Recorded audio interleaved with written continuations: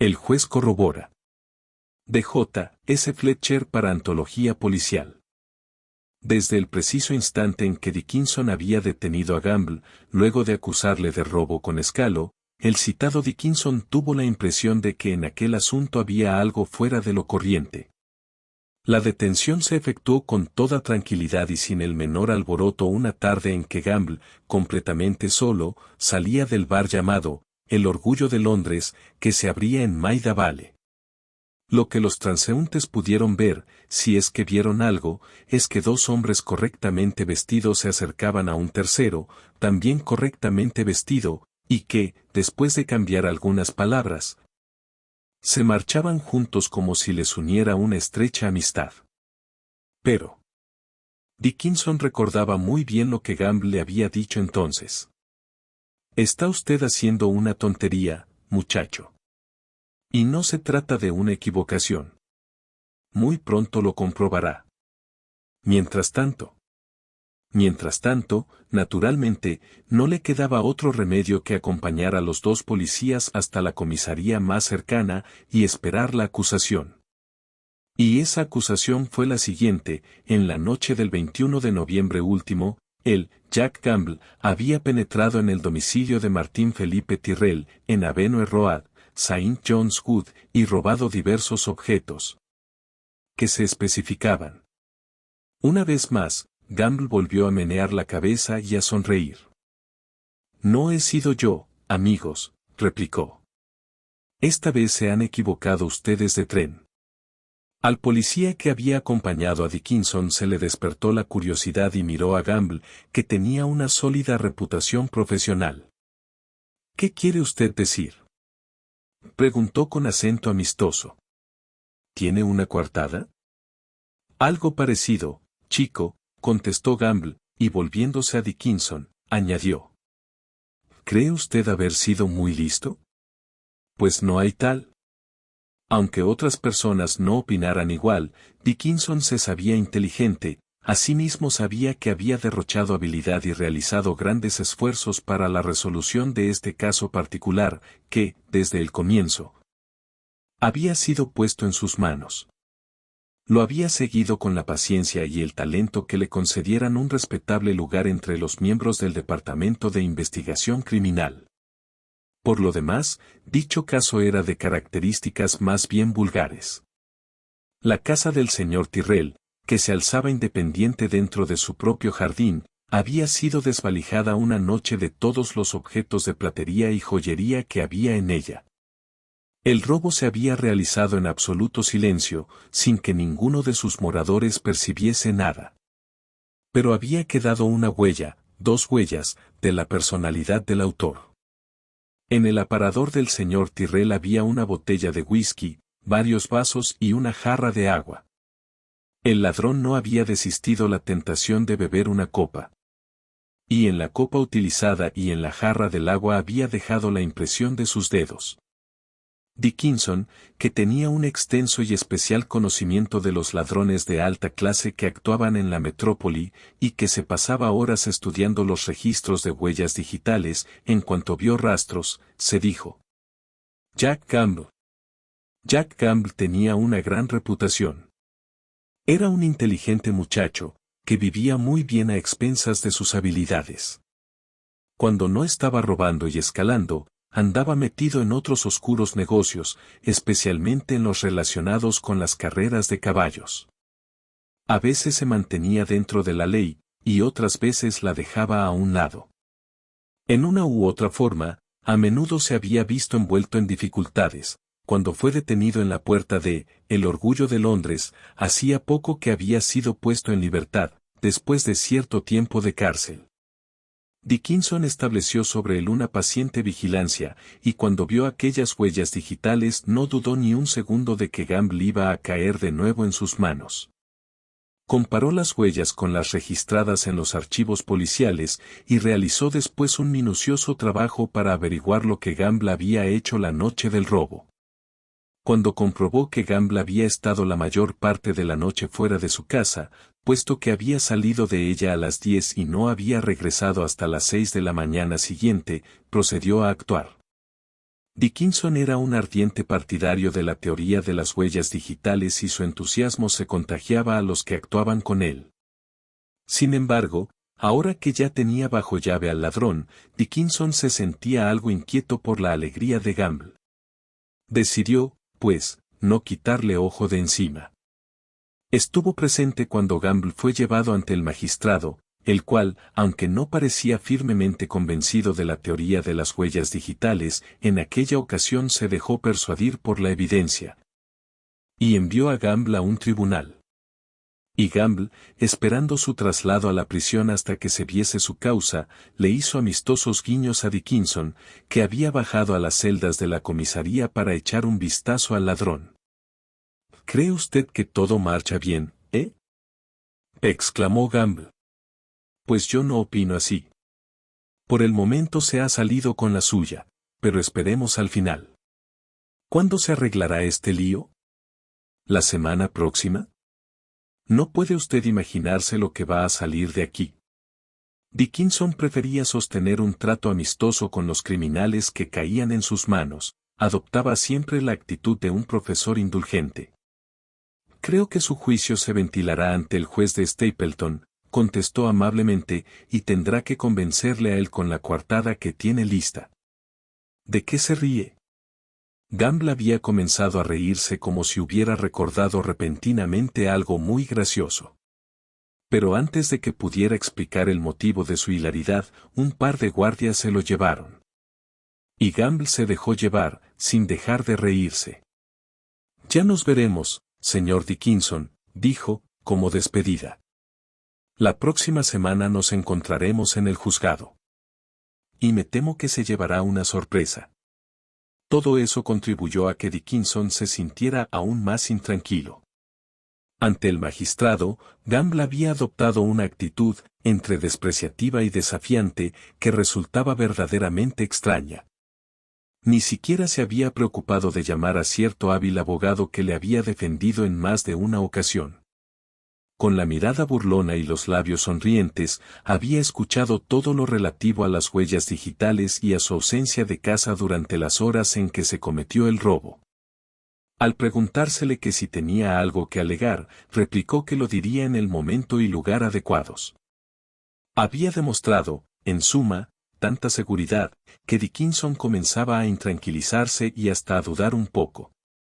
Pero recordó la indiscutible teoría, no hay dos huellas digitales parecidas, y se sintió seguro de que las impresiones dejadas en el vaso y en la jarra del señor Tyrrell correspondían a las de los dedos de Jack Gamble. Cuando la causa contra Gamble se vio en el Tribunal Central, ante la presidencia del juez Stapleton, solo se presentaron evidencias circunstanciales y periciales. La verdad es que más de un espectador pensó que no se trataba de enjuiciar a Gamble, sino de enjuiciar la teoría de las huellas digitales. Tales huellas estuvieron pasando 1 o 2 horas por las manos del tribunal, de los jurados y del abogado. Durante otro par de horas los peritos emitieron su informe y hablaron largamente sobre las teorías y procedimientos de autoridades tales como Bertillon, Herschel, Galton y Henry. Y mientras todo eso ocurría, Gamble, que había sido cortésmente invitado a ocupar una silla, porque se esperaba una larga duración de la vista, escuchaba con expresión a ratos burlona, a ratos aburrida. Había reiterado sus protestas de inocencia, y una vez más se había negado a contar con un defensor. Sin embargo, había preguntado con cierta ansiedad si podía alegar en defensa propia y llamar a un testigo. Al contestársele afirmativamente, sonrió con burla y miró al sargento Dickinson. Por fin, las cosas llegaron a su término.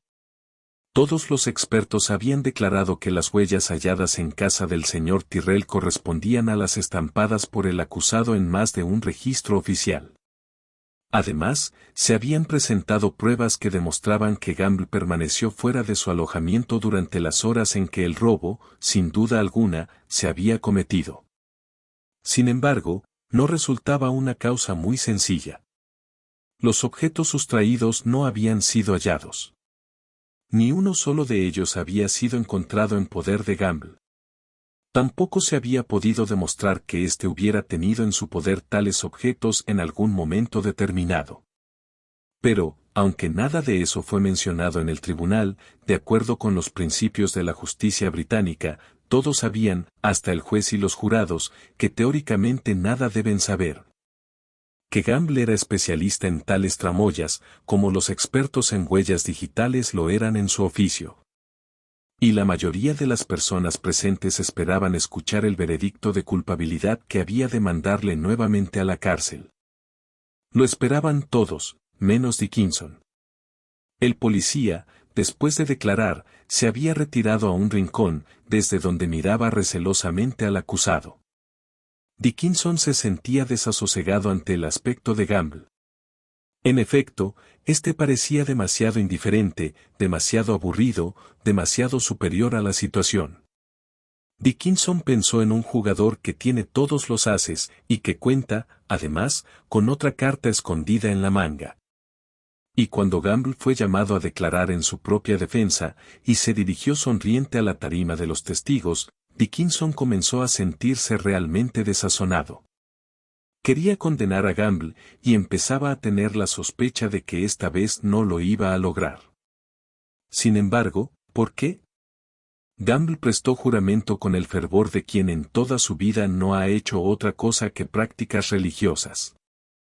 Posiblemente, en aquel momento se sintió de verdad importante.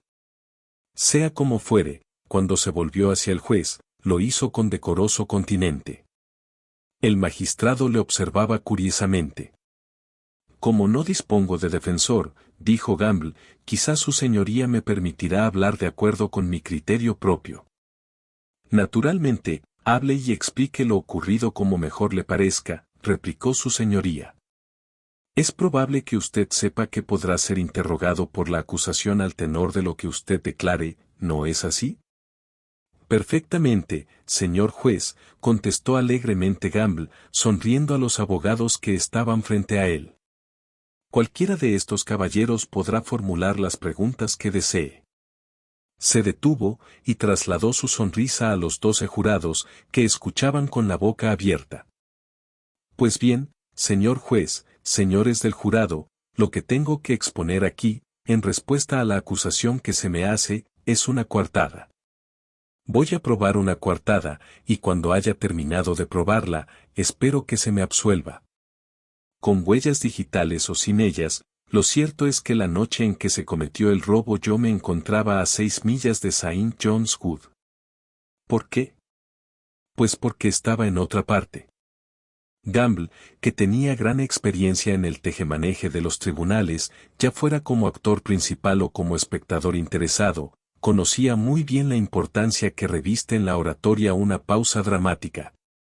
Y ahora hacía una, inclinado sobre la barandilla que rodeaba la tarima, mirando en torno con una sonrisa serena y triunfal.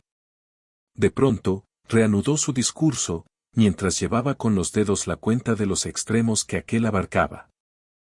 Para comenzar, señores, prosiguió, se me acusa de haber penetrado en esa casa de Avenue Road, en St. John's Wood, durante la noche del 21 de noviembre último, o sea, según la evidencia, entre las 10 de la noche del 20 de noviembre y las 6 de la mañana siguiente. Pues bien, señores, desde las 10 de la noche del 20 de noviembre hasta las 5:30 de la siguiente mañana, yo permanecí en Wimbledon. Gamble pronunció la última palabra en un murmullo, mientras el juez le miraba escrutadoramente. ¿Estaba usted, dónde? Preguntó, inclinándose hacia el acusado. En Wimbledon, señor juez. Repuso Gamble en voz alta. En Wimbledon, donde vive su señoría. El juez frunció el entrecejo. Era verdad que vivía en Wimbledon, en una hermosa residencia. Y su ceño fruncido significaba que no le placía demasiado el saber que el señor Jack Gamble había estado rondando por aquel selecto barrio. Continúe, ordenó con acento algo frío. Decía usted. Decía que me encontraba en Wimbledon esa noche, señor juez, replicó Gamble, con una sonrisa que hizo que Dickinson se estremeciese en su rincón. En Wimbledon, parte del tiempo, en verdad, y la otra parte del tiempo en Wimbledon Common, pero, señores, continuó volviéndose a los jurados, ustedes dirán que por qué me encontraba yo allí.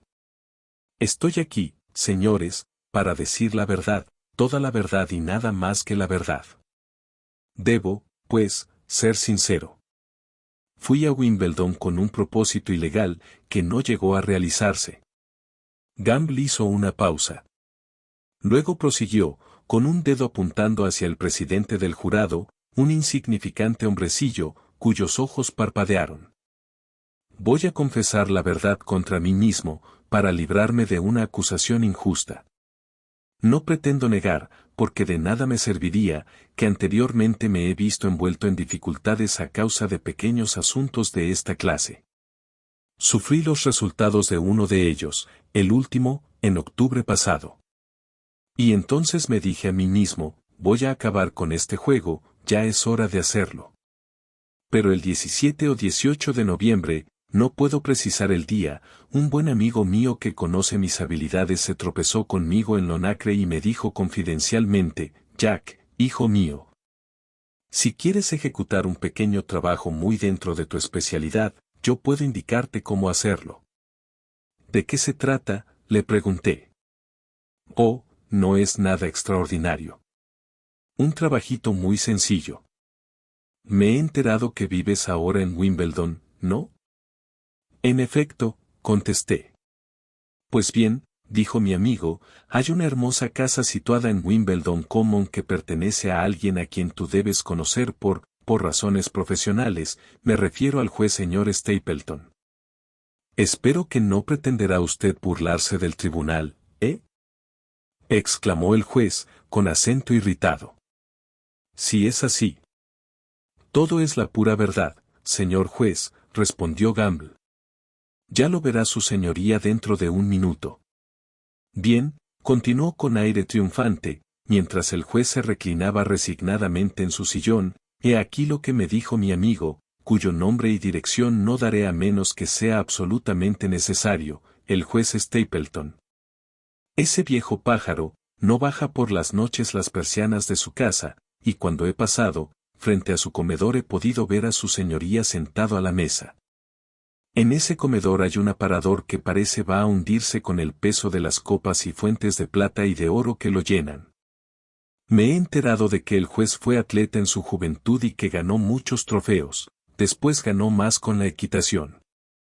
Sea como sea, ese aparador tiene lo suficiente como para valer la pena que hagas una visita al viejo zorro. Cuando oí semejantes palabras, señores, me dije a mí mismo, vamos, nada se pierde si me doy una vuelta por Wimbledon Common y hago un pequeño reconocimiento. Y de ese modo, a las 9 de la noche del 20 de noviembre último, les ruego que no se olviden esa fecha, señores, me trasladé a Wimbledon, busqué a mi amigo. Y juntos nos dimos un paseo hasta la casa de que habíamos hablado, o sea, hasta la casa de su señoría. Al decir esto, Gamble se volvió repentinamente hacia el juez y los ojos de todos los presentes hicieron lo mismo. Era indudable que el magistrado estaba entre irritado y perplejo. Miraba al acusado con expresión inquisitiva, y por un momento pareció que iba a decir algo, pero continuó en silencio, invitando con un gesto amable a Gamble a que continuara su relato. Este sonrió graciosamente y prosiguió. Durante aquel paseo, mi amigo, que es un caballero, me dijo, la casa de su señoría está junto al camino, y las ventanas del comedor dan a ese camino. Efectivamente, las persianas estaban levantadas y pudimos mirar al interior. Ahora me permitiré solicitar la especial atención de su señoría hacia lo que mi amigo y yo vimos en tal oportunidad. El cuarto estaba brillantemente iluminado con luz eléctrica y en la estufa ardía un hermoso fuego. El aparador, que es de roble negro, estaba repleto de oro y plata, copas, vasos, bandejas, etc. Todo centelleaba bajo las luces. Y en ese cuarto había 3 personas sentadas ante el fuego. Tal vez su señoría sepa de quiénes se trata, cuando escuche la descripción que de ellas voy a hacer. Uno de los presentes era el propio juez, vestido de etiqueta. No necesito describirlo. Otro era la esposa de su señoría, estaba tejiendo, y les juro que me hizo pensar en mi anciana madre. Y el tercero. El juez Stapleton se inclinó ligeramente hacia la tarima de los testigos y pareció escuchar ávidamente las palabras del acusado. Gamble le miró con el rabillo del ojo, y continuó. El tercero era un caballero anciano, alto y de hermosa figura, extranjero a juzgar por su aspecto, con una barba blanca cortada en punta y un bigote recortado, que fumaba un gran cigarro sentado entre su señoría y su digna esposa. También vestía de etiqueta y lucía en torno al cuello una cinta roja de la cual pendía una especie de medalla o de estrella. Era un grupo sereno y hogareño, con sus cigarros y sus copas. El juez Stapleton, lanzando una mirada sombría hacia los miembros del tribunal, se enderezó en su asiento y, metiéndose la mano entre los pliegues de la toga, extrajo de algún bolsillo interior un cuadernillo de apuntes que colocó sobre el pupitre. Gamble suspendió su relato, pero una señal del magistrado le obligó a proseguir. Pues bien, señores, mi amigo y yo vimos eso, y después nos retiramos discretamente para ir a beber unas copas y comer algo. Y cuando terminamos la cena, me dijo mi amigo, ¿qué opinas de ese trabajito, Jack? Se trata de algo sencillo, ¿no te parece? Sobre todo para un caballero de tu habilidad. Tal vez, repliqué modestamente, pero me gustaría examinar el terreno cuando la casa esté tranquila. No hay ni un gato ni perro, me dijo él, su señoría no lo soporta. Los gatos no me preocupan, dije yo, incluso he llegado a trabajar mientras un par de gatos contemplaban con interés mis actividades. Pero con los perros ya no es igual. ¿Estás seguro de que no los hay? Podría jurarlo, contestó el otro. Su señoría detesta a los perros. Solo le gustan los caballos. Muy bien, le dije. Entonces esperaremos un poquito.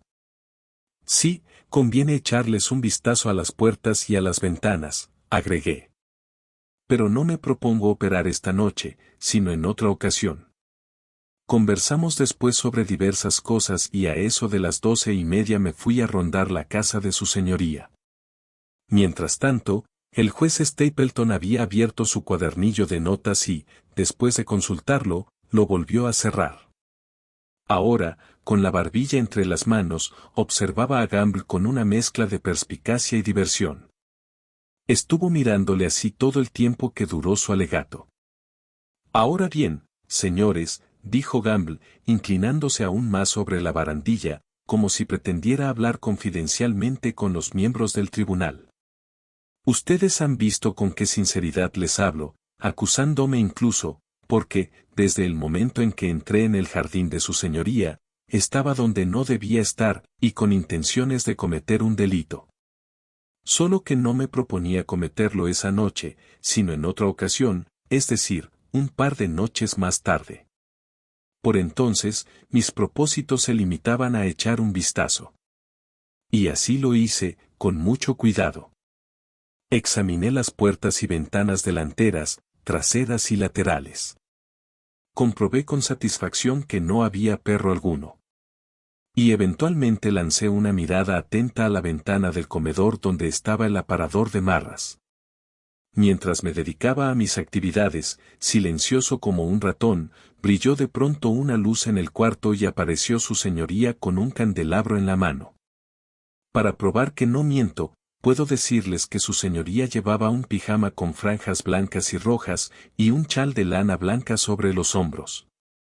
Yo les pregunto a ustedes, señores, y también a su señoría, ¿cómo podría yo saber todo eso si no me hubiera encontrado allí?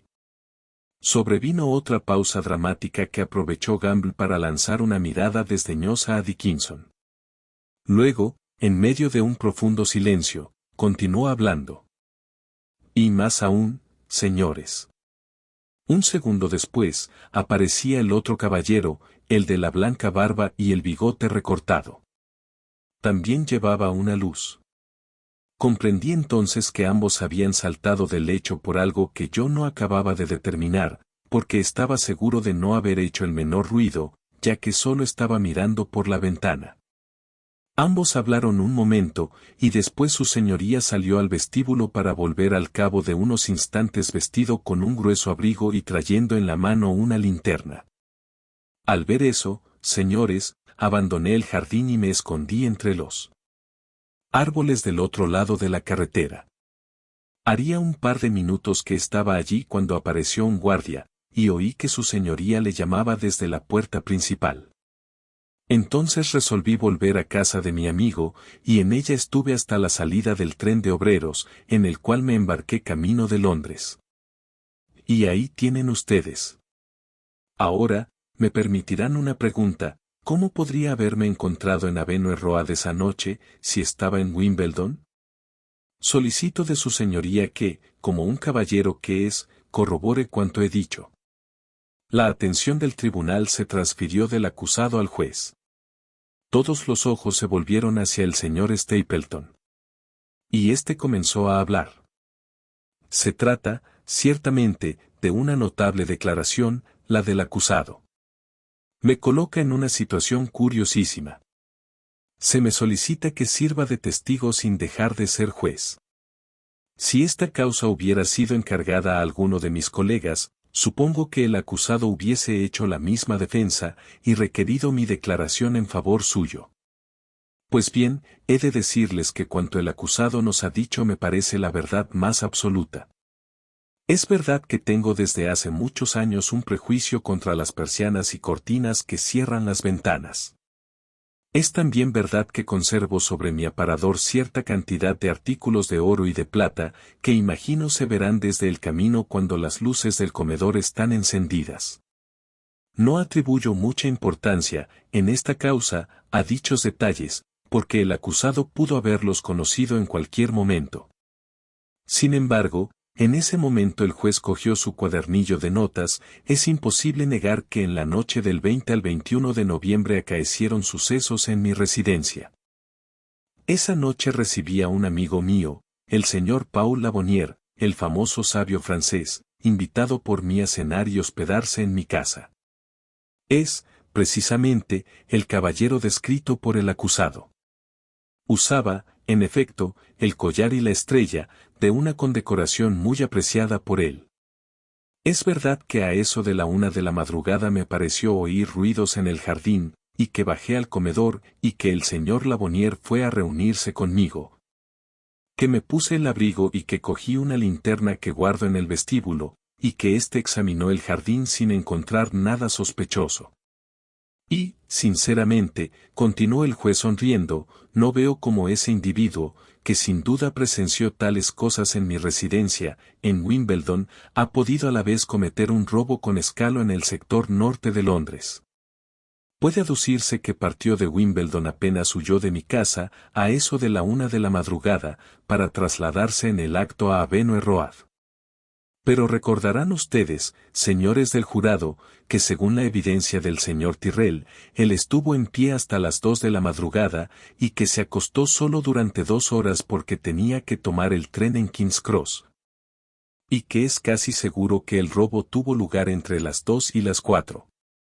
Ahora bien, a esas horas no circulan trenes entre Londres y Wimbledon, y es extremadamente improbable que el acusado pudiera trasladarse desde un punto como mi casa, en donde estaba sin duda a eso de la 1:30 o 1:15, a otro, situado a muchas millas de distancia, antes de las 4 de la madrugada. Por supuesto, estoy confirmando informalmente la declaración del acusado. Realmente, no veo cómo podría evitarlo.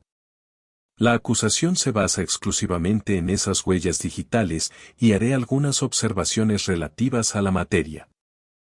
Dirigiéndose al fiscal, inquirió, ¿desea usted preguntarle algo al acusado? Sí, si su señoría me lo permite, respondió el fiscal.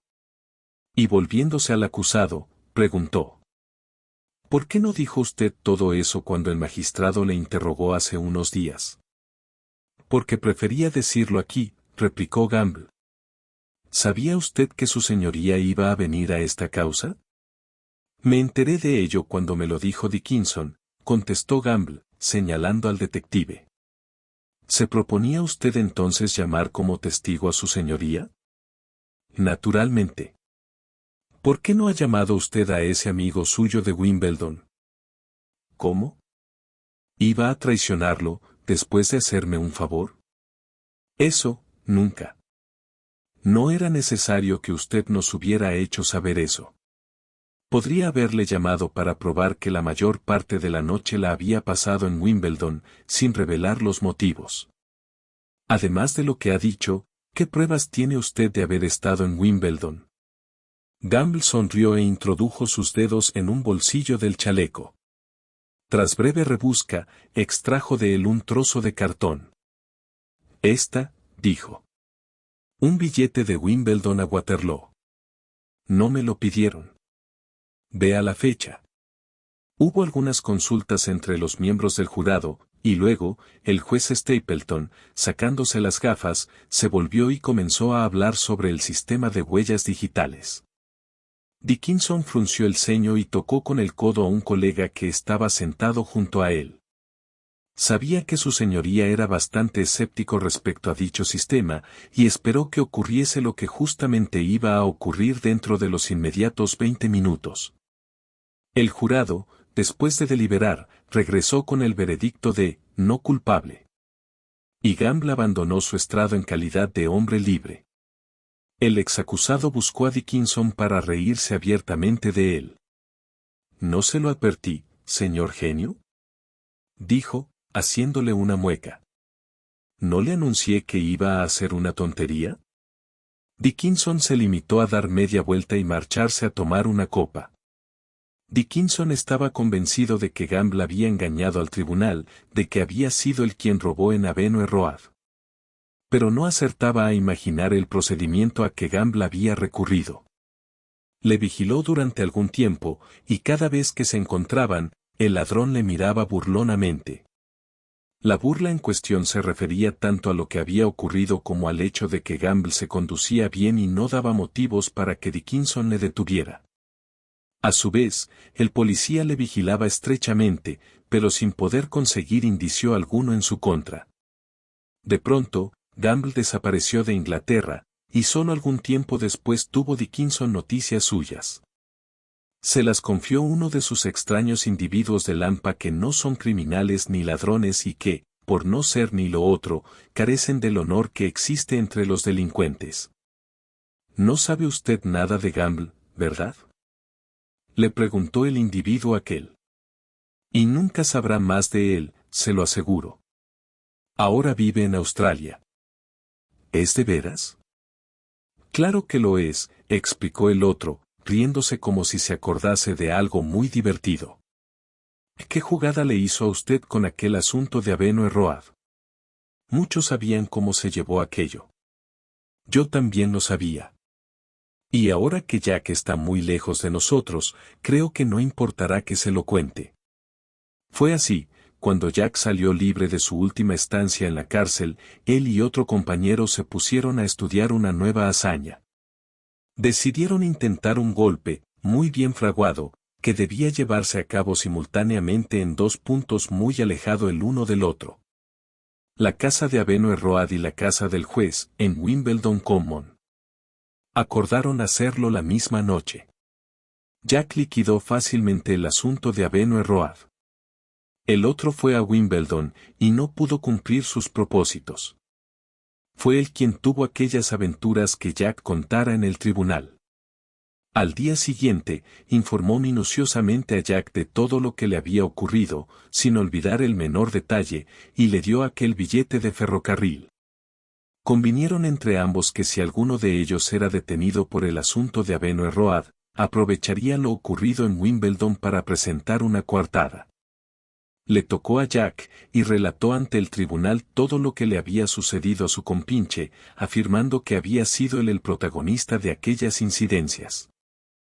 Algo muy sencillo y muy bien pensado. Dickinson replicó diciendo que siempre había considerado muy inteligente a Jack Gamble. Y se marchó.